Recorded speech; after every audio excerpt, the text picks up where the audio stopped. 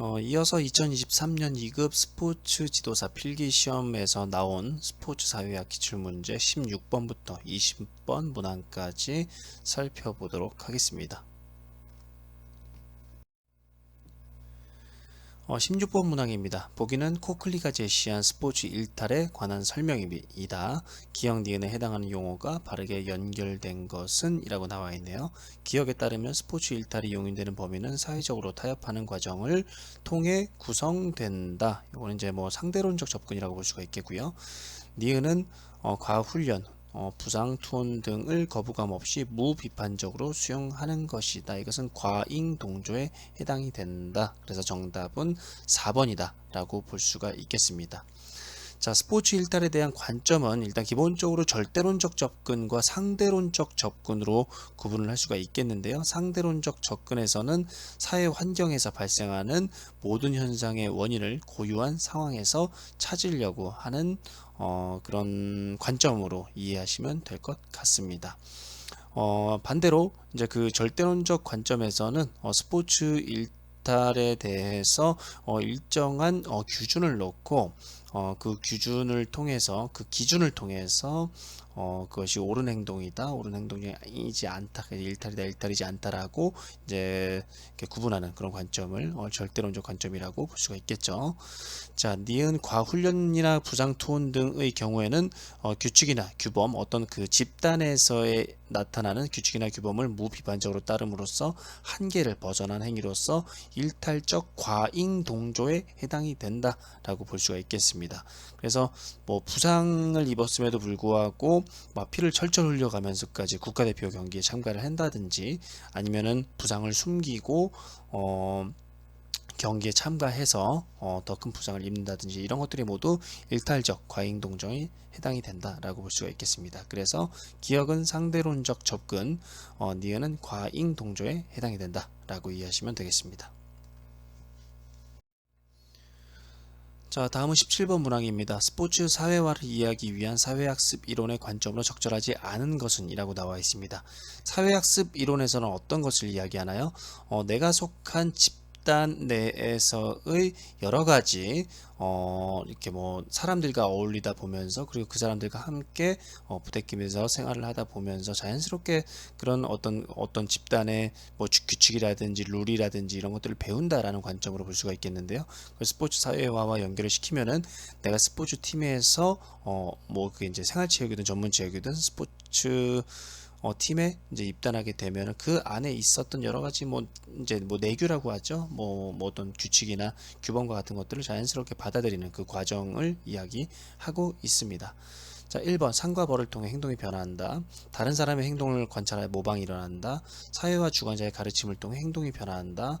개인은 자신이 처해 있는 상황을 스스로 학습하고 변화한다. 정답은 바로 4번이 되겠죠. 1, 2, 3, 4번은 모두 집단 내에서 누군가에게 어떤 그 뭐 처벌과 강화가 일어날 수도 있겠고, 뭐 모방, 행동 관찰하고 모방이 일어날 수도 있겠고, 뭐 지도가 일어날 수도 있겠고, 뭐 이런 그 어떤 집단 내에서 상황을 얘기하고 있는데 4번만 집단 내의 상황이 아니라 자기 자신으로서의 어떤 그 스포츠 사회화를 설명하고 있다 라고 볼 수가 있겠습니다.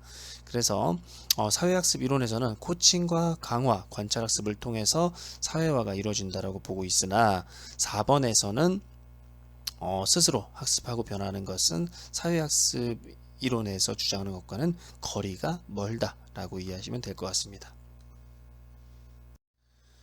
자, 18번 문항입니다. 18번 문항 보기에서 설명하는 스포츠의 정치적 속성은 에티즘과 세이지가에 의하면, 자, 여기서도 우리 그 항상 얘기하는 게 있죠.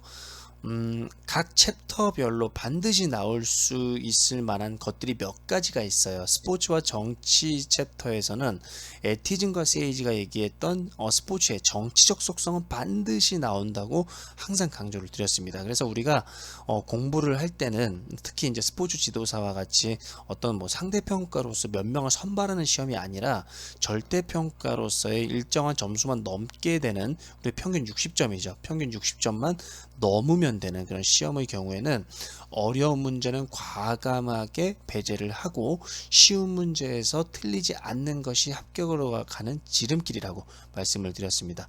여기서 얘기하는 그 쉬운 문제는 기출 문제를 통해서 일정한 형태로 자주 나오는 패턴들을 분석을 해가지고 그것을 예측하고 그것을 외우고 학습하는 그런 형태로 볼 수가 있겠는데, 이것이 바로 대표적으로 그런 문항에 해당이 된다라고 볼 수가 있겠습니다.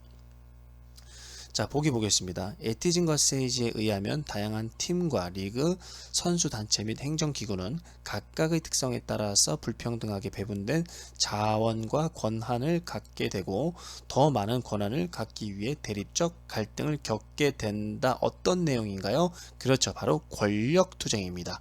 권력투쟁의 관점에서 스포츠가 나타나는 정치적 속성을 이해하려고 하고 있습니다. 자, 에티즌과 세이지가 제시한 스포츠 정치적 속성은 대표성, 권력투쟁, 상호의존성, 긴장관계, 보수성 등이 존재를 하는데요. 보기에서 나타나는 것은 바로 권력투쟁에 해당이 된다라고 이해하시면 될 것 같습니다. 자, 그러면 우리는 어떻게 공부를 해야 될까요? 스포츠의 정치적 속성, 에티즌과 세이지가 제시한 스포츠의 정치적 속성, 대표성, 권력투쟁, 상호의존성, 긴장관계, 보수성, 각각을 잘 이해하고 비교할 수 있는 능력을 키워야 되겠죠. 그러면은 내년이나 내후년 시험 문제 나올 때 바로 이런 문제들이 출제가 된다라는 점 잘 기억을 해두시면 좋겠습니다. 자, 이어서 19번 문항 보도록 하겠습니다. 보기에서 설명하는 맥퍼슨의 스포츠 미디어 이론 보도록 하겠습니다. 대중매체를 통한 개인의 스포츠 소비 형태는 중요 타자 시그니피컨트 아더스의 가치와 소비 행동에 의해 영향을 받는다. 스포츠 수용자 역할로의 사회화는 스포츠에 참여하는 가족 구성원으로부터 받은 스포츠 소비에 대한 승인 정도가 매우 중요하게 작용을 한다. 바로 나를 둘러싸고 있는 사회적 관계가 매우 중요하다라고 이야기를 하고 있습니다. 그래서 정답은 4번 사회관계 이론이다 라고 볼 수 있겠습니다.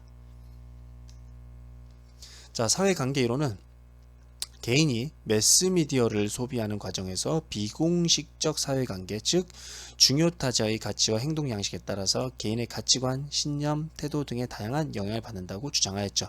여기서 얘기하는 중요 타자, 시그니피컨트 아더스는 부모를 비롯해서 형제, 자매, 친구, 교사 등등 자신을 둘러싸고 있는 중요한 사람들을 바로 우리는 중요 타자라고 이야기를 하고 있는데요.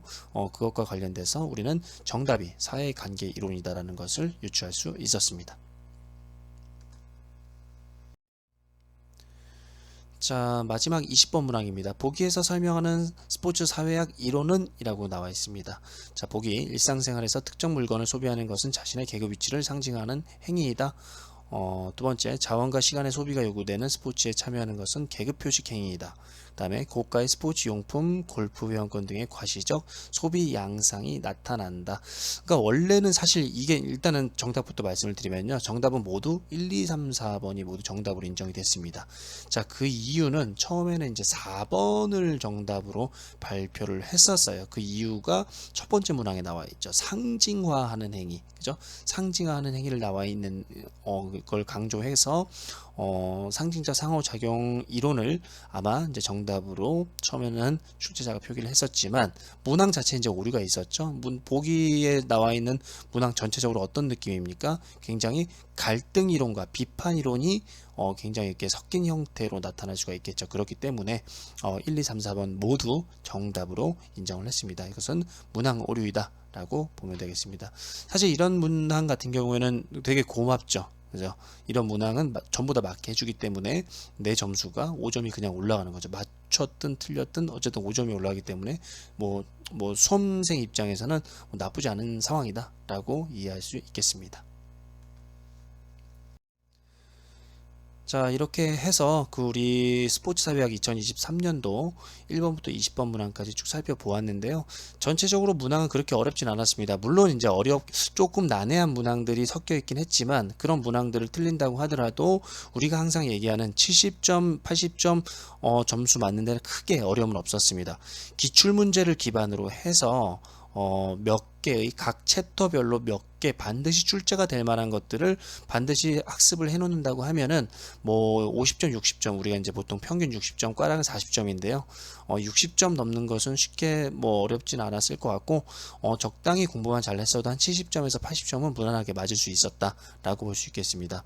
뭐 80점 넘어서 뭐 90점, 100점 맞으신 분들은 스포츠 사회학 과목에서 굉장히 많은 학습을 해서 굉장히 많은 이제 그 지식을 갖고 계신 걸로 이해하시면 될 것 같습니다. 자, 이렇게 해서 이제 스포츠 사회학은 마무리하도록 하고요. 다음에는 2급 스포츠 지도사, 스포츠 교육학 과목의 기출 문제 20문항을 보도록 하겠습니다. 그 중에 1번부터 5번 문항부터 해서 또 순차적으로 이렇게 5개 문항씩 끊어서 총 4개의 영상을 제작해서 올리도록 하겠습니다. 자, 그러면 오랜 시간 동안 고생하셨습니다.